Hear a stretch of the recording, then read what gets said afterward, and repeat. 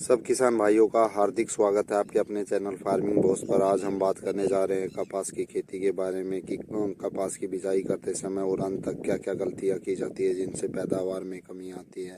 आइए तो देरी ना करते हुए जल्दी स्टार्ट करते हैं वीडियो को।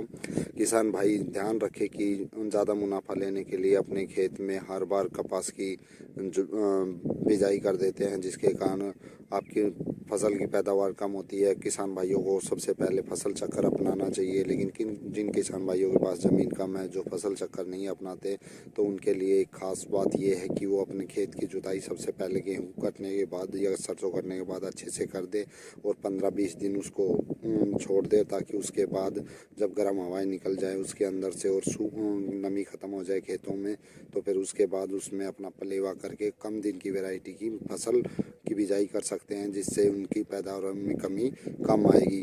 लेकिन ध्यान रखें कि अपने खेत में खाद की जो देसी खाद की है वो व्यवस्था पूरी रखें, ताकि आपकी खेत आराम से आप अच्छी फसल ले सकें। आइए इसके समय के बारे में बात करते हैं। अनुकूल समय होता है अप्रैल से मई माह का। अगेती बुआई 15 माह से 15 अप्रैल और पछेती बुआई आप 1 जून से 10 जून तक कर सकते हैं। कुछ वैरायटी आपकी पछेती आती है जिनको आप पछेती बिजाई कर सकते हैं।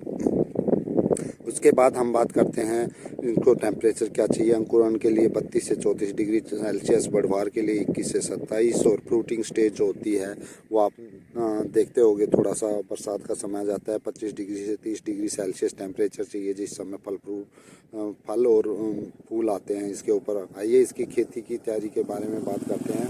भूमि की तैयारी कैसे करें। वैसे सबसे पहले भूमि की बात करें तो हर तरीके की भूमि में कपास हो सकता है, बस पानी निकलने की व्यवस्था थोड़ी अच्छी हो।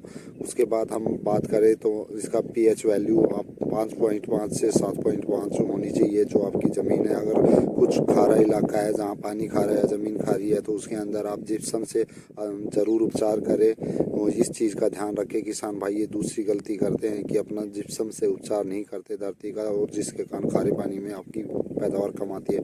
800 से 900 ग्राम प्रति एकड़ हम सीड डाल सकते हैं। इसका हम कीमत अलग अलग हो सकती है। और आइए बेड कैसे प्रिपेयर करें उसके बारे में बात करते हैं। कुछ किसान बेड विधि से भी लगाते हैं और कुछ नॉर्मली अलग अलग तरीके से बिजाई हाथ से करते हैं और कुछ मशीन से करते हैं। सबसे पहले पलावा निकाल के उसके अंदर कल्टीवेटर निकाल के पाटा मार देना चाहिए। फिर 3 से 4 ट्रॉली देसी गला सड़ा खाद डालना चाहिए। नंबर 3 बात यह है कि आपको देसी खाद जरूर डालना चाहिए। इसी से आपकी पैदावार अच्छी होगी और आपके खेत में वाटर होल्डिंग कैपेसिटी बढ़ेगी और आपकी कपास में बिल्ट जैसा रोग भी नहीं आएगा और आपकी पैदावार इसी देसी खाद के कारण ज़्यादा बढ़ेगी। तो देसी खाद 3 से 4 ट्रॉली अवश्य डालें। उसके बाद पर एकड़ सीड्स में बात करें तो हमें अपने खेत का ये ध्यान रखना चाहिए कि 3 से 4 जो आपकी 3 फुट की दूरी होनी चाहिए लाइन से लाइन की, और पौधे से पौधे की 2 फुट की दूरी होनी चाहिए, ताकि आप इजीली अपना ईजिली इसके अंदर से आपकी हवा क्रॉस हो सके और आपके पौधे में बीमारियां कम लगे और फ्रूटिंग ज़्यादा आए और आपका बढ़वार ज़्यादा कर सके पौधा। तो इस बात का विशेष ध्यान रखें, चाहे हाथ से आप बिजाई करें चाहे कैसे भी करें। हाथ की बिजाई करते समय ये याद रखें कि जो आप खाद की मात्रा शुरू में रासायनिक खाद की मात्रा डाल रहे हैं, रासायनिक खाद को अपने खेत में प्रति गड्ढा जहाँ भी आप बीज बो रहे हैं वहीं पे डालें, वहाँ अपने खेत में खुले में ना डालें, जैसे कि नॉर्मली दूरी बना के खेत में फेंका जाता है। इस तरीके से खाद को ना फेंके, क्योंकि इसका कोई इतना ज़्यादा उचित फ़ायदा नहीं है। अपना जो प्रति गड्ढा DAP 15 ग्राम, SSP 15 ग्राम, MOP 15 ग्राम प्रति गड्ढा डालें। अगर आपके खेत में दीमक की प्रॉब्लम है तो रीएजेंट भी ज़रूर डालें। अब बेड की प्रिपरेशन की बात करें तो बेड 3 से 4 फुट की चौड़ाई कुछ किसान भाई करते हैं, ऊंचाई उसकी 1 फुट और 2.5 फीट चौड़ाई करते हैं। बेड से बेड की दूरी 4 फीट होती है। इसके लिए किसान भाइयों को अपने खाद नॉर्मली जो बताया इसी तरीके से कर सकते हैं। दूसरा अपना प्रति एकड़ भी ले सकते हैं 3 ट्रॉली देसी खाद, उसके बाद SSP 50 kg, DAP 40 kg और रीएजेंट अगर दीमक की प्रॉब्लम आपके खेत में है तो 5 kg अवश्य डालें। अगर आपके खेत में बिल्ट जैसा रोग आता है तो नंबर 4 ये ध्यान रखें कि अपने ये विशेष ध्यान रखें कि अपने बीज को उपचारित करें ट्राइकोडर्मा से, ताकि बिल्ट जैसी प्रॉब्लम आपके खेत में ना हो आए और आपका जो जर्मिनेशन है, खेत में जो पैदावार है वो बीज की अच्छी हो। इसके लिए आप 1 kg को 5 ग्राम से उपचारित करें। आपके पौधे की बढ़वार और जर्मिनेशन ज़बरदस्त होगी ट्राइकोडर्मा से उपचारित करने के बाद। ठीक है जी। मशीन में याद रखें, मशीन की जो आपकी बिजाई के समय है, लाइन से लाइन की दूरी 4 से 3 फीट भी हो सकती है और पौधे से पौधे की दूरी 2 फीट होनी चाहिए, ताकि आपका इजीली आपका पौधा बढ़वार ले सके और अच्छे आपको फल फ्रूटिंग दे सके। ठीक है जी। इसके लिए खाद जो आपने पीछे बताया सेम वही है। निराई गुड़ाई कम करनी पड़े, इसके लिए किसान भाई ध्यान दे कि अपनी पलेवा करके और जो आपने फसल बोई है उसके बाद आप पेंडीमेथिलीन अवश्य डालें। अपने खेत में स्प्रे ज़रूर करें ताकि आपकी पेंडीमेथिलीन से खरपतवार की जर्मिनेशन कम हो और आपका निराई गुड़ाई कम करनी पड़े और आपकी फसल जब 20 से 25 दिन हो जाए उसके बाद ही आपको निराई गुड़ाई करनी पड़े, या 40 दिन की हो जाए उसके बाद निराई गुड़ाई करनी पड़े। ध्यान रखें सबसे पहले जब आपकी स्टेज पॉइंट नंबर 5 आप ध्यान रखें कि जब आपका 20 से 25 दिन की हो जाए फसल तो उसमें NPK 19-19 मारे ताकि उसके अंदर आपका पचरा हो सके।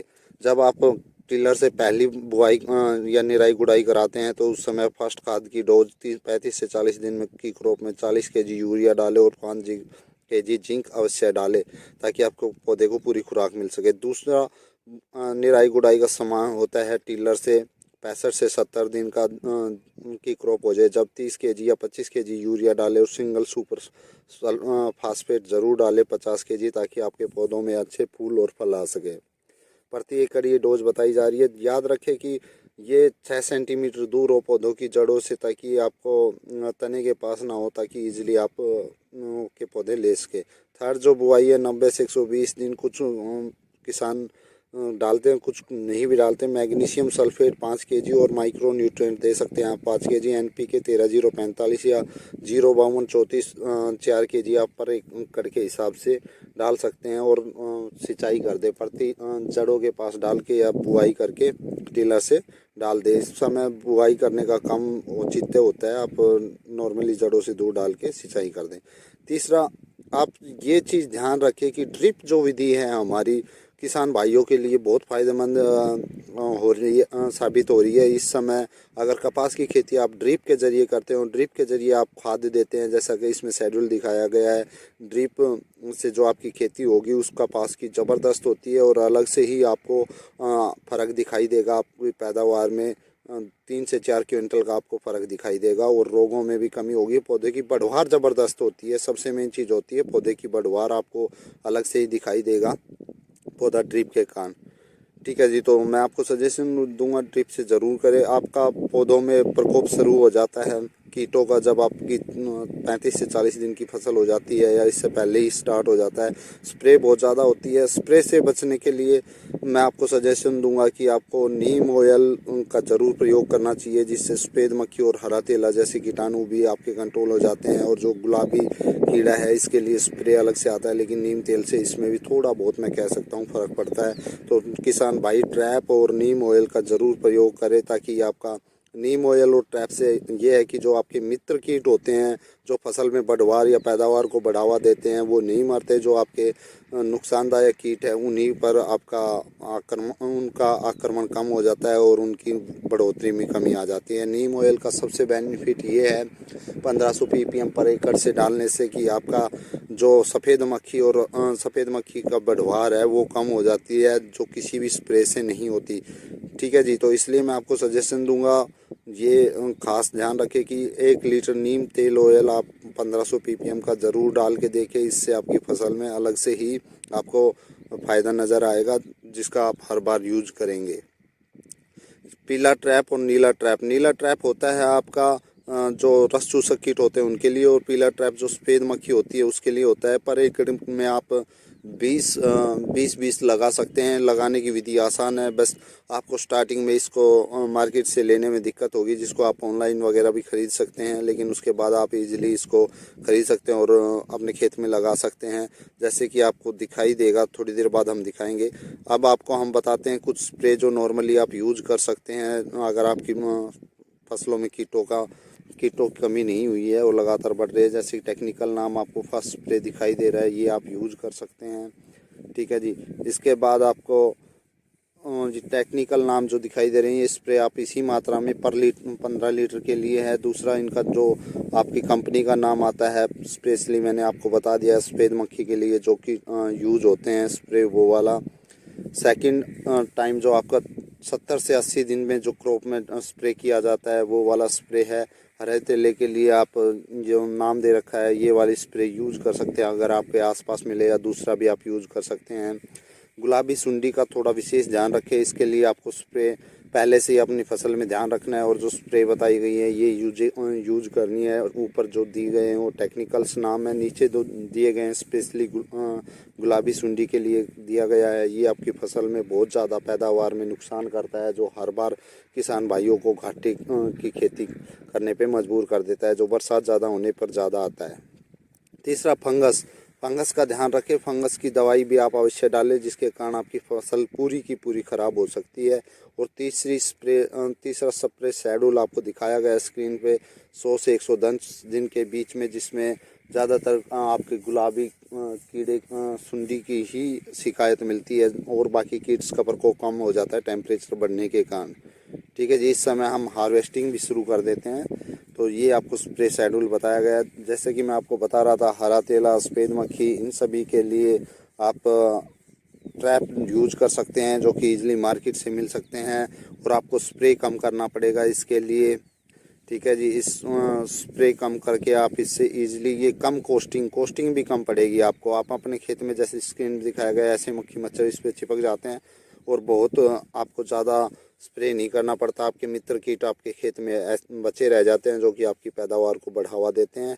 एक बार इसे अवश्य ट्राई करें, जिससे कि आपके खेत में आपको मिलेगा पैदावार। दूसरा गुलाबी सुंडी जो आपको कॉर्नर में दिखाई दिया था अभी, ये आपका फेरोमोन ट्रैप है, जिसमें जो फल मक्खी है वो आके घुस जाती है, और आपका जो फल है, अगर हम बात करें फल फूल की, तो कपास की खेती में फल फूल गिरने की समस्या बहुत ज़्यादा आती है, जिससे किसान भाइयों को बहुत ज़्यादा पैदावार में कमी आती है। तो ये कृपया सबसे पहले इस चीज़ का ध्यान दें कि आपकी खेतों में जो सिंचाई है वो नॉर्मल हो, ज़्यादा ना हो। ज़्यादा इरिगेशन और ज़्यादा सूखे के कारण भी फूल ड्रॉप करने की समस्या आती है। उसके बाद आप ये सभी जो हार्मोन्स दिखाई दे रहे हैं ये स्प्रे करके, जैसे बायर का प्लांटॉक्सो है, प्लानोफिक्स है, ये आप कर सकते हैं स्प्रे, जिससे आपका रुक सकता है। दूसरा, पत्ते में जो आपको कमी दिखाई दे रही है, ये आपको कमी मैग्नीशियम की कमी से दिखाई देती है। मैग्नीशियम का आप स्प्रे कर सकते हैं, और मैग्नीशियम वैसे भी आपको पौधे को दे सकते हैं, और चिलेटेड मैग्नीशियम की स्प्रे कर सकते हैं। ठीक है जी, इसके बाद आप थोड़ा ध्यान दें कि स्प्रे वगैरह करते समय आपको अपना सेहत का भी ध्यान रखें। बैक्टीरिया विल्ट, इस चीज़ का ध्यान, पूरा फसल आपकी नष्ट हो जाती है किसान भाई की जब फ्रूटिंग स्टेज आती है, तो उस समय बरसात के समय आपका पूरी फसल में विल्ट रोग आ जाता है। इसका थोड़ा विशेष ध्यान रखें। विल्ट रोग आपको दिखाई दे तो सबसे पहले आप ट्राइकोडर्मा ले, और ट्राइकोडर्मा को लेके उसके साथ 2 केजी गुड़ लेकर, जैसे स्क्रीन पे दिखाया गया है, घोल कर प्रति 50 ग्राम ट्राइकोडर्मा लेकर और 2 केजी गुड़ 200 लीटर पानी में घोल के प्रति एकड़ की दर से जड़ों के पास डाल दीजिए, जड़ों के चारों तरफ, ताकि आपका विल्ट रोग ना बने और जल्दी आपकी फसल में सुधार हो जाए, क्योंकि ये आपकी पूरी फसल और पूरी मेहनत एकदम से ही खराब कर देती है। तो किसान भाई इस रोग का विशेष ध्यान रखें, थोड़ा सा दिखाई देते ही ये दवाई ज़रूर डालें। किसान भाई इस बात का भी ध्यान रखें कि आपके खेतों के चारों तरफ मेड़ पर जो भी खरपतवार है उसको ख़त्म करें, ताकि हवा खेतों के आर पार जा सके, और आपके खेतों में फ्रूटिंग स्टेज में आपके फल अच्छे लगे, फूल अच्छे आए, और फूल आने के बाद जो फ्रूट है वो अच्छे बने, और रोग भी इससे कम लगते हैं। इस चीज़ का विशेष ध्यान रखें बिजाई करते समय भी, ताकि इस तरीके से करें ताकि हवा खेत के आर पार जा सके। सबसे मेन पॉइंट होता है सिंचाई का। सिंचाई करते समय सबसे पहले जब हम बिजाई करते हैं, उसके बाद जो पहली सिंचाई है उसका ध्यान रखें, ताकि जो आपकी जड़ें हैं वो नीचे तक जा सके। किसान भाई अपने फसल पर उस समय सिंचाई करें जब बिल्कुल ज़रूरत हो कपास की खेती की, क्योंकि इसको सबसे कम सिंचाई की ज़रूरत होती है। इससे पौधा जब जड़ें नीचे तक जाती है तो अपने आप में कैपेबल हो जाता है बीमारियों से लड़ने से और हर चीज़ से लड़ने में। ठीक है जी, तो किसान भाई इन सभी बातों का ध्यान रख के अच्छे से अपनी फसल ले सकते हैं। कुछ वैरायटीज़ का नाम मैं बता रहा हूँ जो इलाके में सबसे ज़्यादा चली हुई है। हर इलाके की कुछ वैरायटीज़ अलग होती है, क्योंकि हर ज़मीन का अलग तरीके की वैरायटीज़ चाहिए होती है। ये कुछ वैरायटियाँ उन्नत किस्में हैं जो किसान भाई अपना कर अच्छी फसलें अपने ले सकते हैं थोड़ी दोमट और चिकनी मिट्टी के अंदर।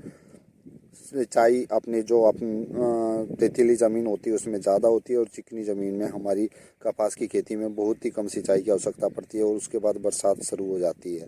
एक चीज़ ये ध्यान रखें, 150 से 70 दिन का लाइफ साइकिल होता है इसका। आपकी 20,000 की लागत लगभग कपास में आती है। उसके बाद 120 से 25 दिन में आप कपास की जो तुड़ाई है या चुगाई जिसे बोलते हैं, हम कपास निकालना शुरू कर देते हैं और हमारा मुनाफा स्टार्ट हो जाता है। तो आप प्रति एकड़ 13 से 15 क्विंटल ले सकते हैं। जो हमारा रेट हर बार अप डाउन होता रहता है, 8,000 प्रति एकड़ कम से कम रेट होता है। अगर आप देखोगे तो आप 80 से।